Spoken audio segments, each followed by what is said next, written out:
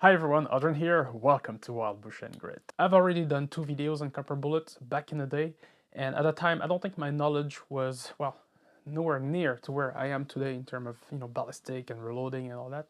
Today I'm much more, I would say, mature in the topic, and I can push further how I can help people getting into copper.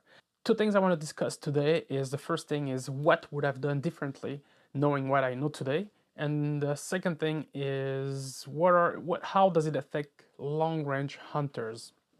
So first thing, what would I have done differently?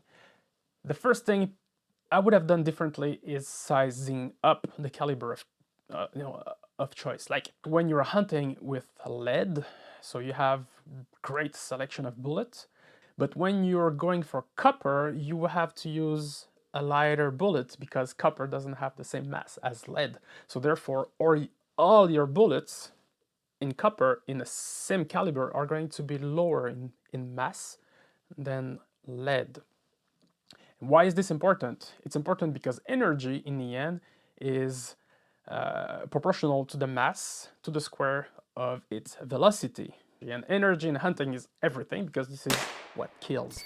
So what does it mean? To me, it means to size up the caliber of choices that you would have went for lead bullet.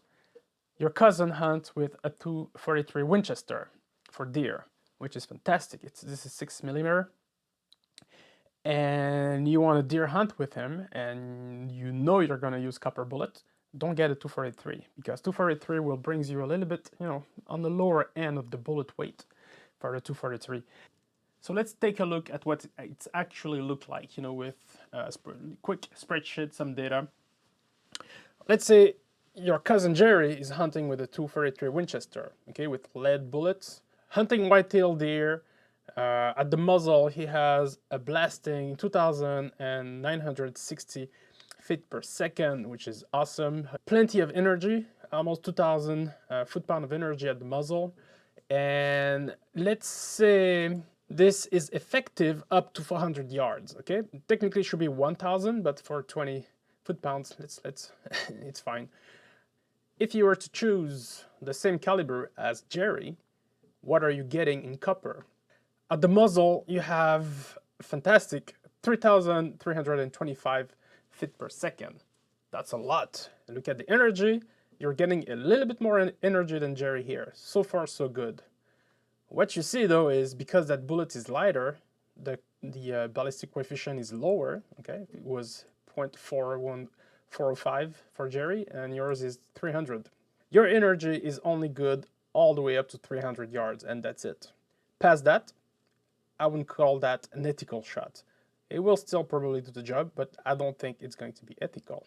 If you're following my advice, very few people do, but hear me out. If you were to follow my advice and sizing up, so from 243 going up to 6.5 Creedmoor, what does this mean? At muzzle, you almost have the same velocity, but here, pay close attention to this number here. Now you're hunting with 120 grain bullets, okay?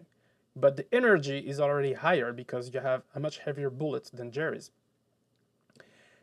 And the thing here is because that bullet is heavier, higher ballistic coefficient, better sectional density, you maintain your speed. So you start lower than Jerry at the muzzle, but at 200 yards, you're faster than Jerry's, okay? And as you go, of course, you stay faster. And this shows also for your energy. So technically, you're good all the way up to 500 yards with 1,039 foot-pound of energy. Awesome, okay? This is a difference of 227 more than what Jerry has. So my first advice, folks, in copper bullet, you don't have a rifle yet, size up, okay? Don't be afraid to go to a bigger caliber. The second point I want to talk about, and this is where it gets a little bit technical, is the twist rate. Now you may ask, what's the twist rate? The twist rate is the speed at which a bullet spins on itself to stabilize in the air. Okay, a quick example here: 4570 short stubby bullet, twist rate is 120 inch. What it means is it's one revolution of the bullet over 20 inch. The thing is, copper bullets are lighter, so usually they will be longer. overall compared to lead bullet, and a longer bullet takes a faster twist rate. Now, why stabilization is important? Stabilization is important for accuracy, okay? When that bullet flies through the air, stabilization means less, like a well-stabilized bullet means less drag because that bullet will not yaw, and start being imprecise at a distance, and it will track really well on its path. So in the event that you don't have enough stabilization for that bullet, your grips will open up, okay? Especially at longer range. At under 100 yards, not so much to create a problem. If you're fine with 2-3 inch grip size at 100 yards, which is honestly quite adequate for hunting, you don't have a problem with that. But if you want those tight grips, if you want to shoot sub MOA at 100 yards, you definitely have to look into what twist rate the rifle you're buying is coming with. For sake of simplicity, let's continue in our 243 analogy.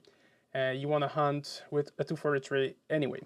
All right, sounds good. You go online, you start doing some research here. I'm on randomly, I don't suggesting anything here. We're on Winchester webpage, and they have a beautiful 243 rifle. Barrel length is 22 inch, and the twist rate is 1 in 10 inch. What does that mean? It means you will not get the performance that you think that you will be having here. I couldn't find all the data that I wanted on the Hornady GMX, but we're gonna use some Barnes data, and it works just as well. First, all the published data here, the barrel length is 24 inch. So that means you will not get the velocity that are advertised on the loads, okay? Because a shorter barrel, less velocity, less energy. So that's one thing, first for velocity. The second thing is that twist rate, 1 in 10, is not good for all bullets. And let's have a look here. So 243 Winchester, yes, I think 1 in 10 is pretty common because there are a lot of load data here, and Barnes suggests a twist rate of 1 in 10, okay? But look at what happened when you reach the heavier bullets. 1 second. All right, here. So before that, the lightest bullet was 85 grain, okay, where a twist rate of 1 in 10 is still adequate. And pay close attention to the cartridge overall length here, okay, 2.645 for 85 grain bullets. If we jump to the next case, because you say, hey, you know what, heavier bullet means more energy, you're right. But look at what happened to the twist rate. The cartridge is longer, 2.760 compared to 2.645, and the twist rate is also different. Now it's a 1 in 8, and what that means is your rifle will not grip super well with these bullets. And this is why a lot of people online are bashing on the copper bullet, say no, it doesn't grip well, blah blah blah blah blah blah, and they're partly right, but it has nothing to do with the copper bullet. It's all about their barrels. And the thing is, people often think it's about the weight of the bullet, but it's actually not the weight of the bullet. It's really the length of the bullet. Of course, longer bullets tend to be heavier than shorter bullets, but in the case of copper, not really, because copper is less dense than lead, so that's kind of, confuses things a bit here. All right, I hope all this so far makes sense, and I want to finish this video with a personal story, a hunting story, the one that keeps me still, after a couple of years, still keeps me awake at night. And it was done at a time where I didn't know much actually about copper bullets, and actually, about ballistic in general compared to today. And as I was trying copper, I remember I have a video, I'm gonna put the link up here, you can watch it, please be kind, it's old content. And so the first kill was great, but it was within a short range, distance was quite short, it was like under 30 yards, about 20 yards, I don't remember precisely. Beautiful expansion, I used Barnes 300 here, the TSX 300 grain bullet, fantastic. And bullet went through, beautiful expansion. The lungs were just like smoothies. Okay, works great. Second shot, I kind of got cocky, and the distance was 100 and about 75 yards. It didn't went so well. I have confidence in the shot that I took. Okay, I was in prone position. There was like a nice log in front of me. I was fully rested. The shot was, in my mind, was fine. The kill, not so much. The bullet tumbled inside the animal, went through, you know, on where it was supposed to be like almost like a heart shot, and then deviated, went through the liver, nasty stuff. No, not even a sign of expansion.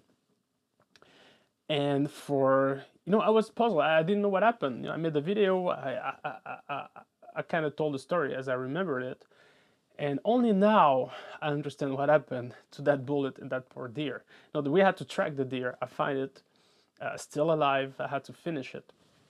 The difference between me today and me back then is now I read this book, and I highly recommend it for anyone who wants to understand ballistic. So it's the Modern Advancement in Long-Range Shooting by Brian Litz. I want to show you exactly what happened to that bullet. And earlier I was mentioning that understabilization is a problem, understandably, but overstabilization is also a problem. And this is the story of my first experience with overstabilizing a bullet. Let's have a look at what happened. I'm using here the Hornady Ballistic Calculator. I already entered my data. 300 grain bullets, ballistic coefficient is quite low. 163, it's like throwing a brick. Velocity at muzzle was 2067 on average per second. See here, you know, you can compare to the 6.5 Creedmoor, for example, but how fast the energy is dropping, you know, from 2800 and at 200 yards, we're just above 1000 foot-pound. My distance for the kill was about 175 yards. So technically the bullet should have 1200 foot-pound of energy, okay? Theoretically. But guess what? If I'm using a gyroscopic stabilization calculator, okay, you can go here at tools.x-reload.com. You can enter what you know about the bullet. So you'll need the weight in grain, the twist rate of your barrel, that Maryland is at 1 in 20, the diameter of the bullet, the length of the bullet, the speed at which it goes. I'm getting a result of 3.06. What does that mean? Brian Litz in its book says the perfect stabilization is around 1.5 to 1.7. You shouldn't try to reach above 1.7. And what we're having here is my bullet is way overstabilized. And what happens when a bullet is way overstabilized? This is what you get. The bullet nose stays up as it flies, okay? And you are not getting the actual ballistic coefficient you should be getting. So if I'm going back to my ballistic calculator, and a wild guess, I don't know how much, you know, is it like 10%, 5%, 20%? I'm not sure. But at the speed, at the drop of the speed that I'm having at the moment, it's fairly safe to assume that my ballistic coefficient went down really fast. Let's say, to be conservative, let's remove a third. So let's say I lost a third of my ballistic coefficient, roughly. Where does that leave us? At 175 yards, I only have 839 foot-pound of energy. Voila. Now, 3 years later, I understand what happened. Because that bullet didn't do the job that it was supposed to do. And actually, when you're looking at, when I remember, you know, when I opened the carcass, the way the bullet went in and then veered off, it's clear that that twist rate, the bullet went in the direction of the twist rate. It entered on one side, then probably hit a bone or some tissue, and then screwed itself in the animal in the complete diagonal. Yeah, so I hope you enjoyed this video. I need to learn how to make shorter one. You know, I have so much things I want to say. I hope it's interesting to you folks. Let me know in the comments what are your horror story, hunting horror story, and things you would love to understand that, but somehow you can't figure out. And what do you think about the gyroscopic stabilization? What do you think about copper bullet? I would love, not I would like, I would love to have your input on this. And so we can exchange and grow together, right? This is why I'm doing this. If you're not a subscriber yet, what are you waiting for? Join the fun. It's all right here. See you folks. Bye-bye.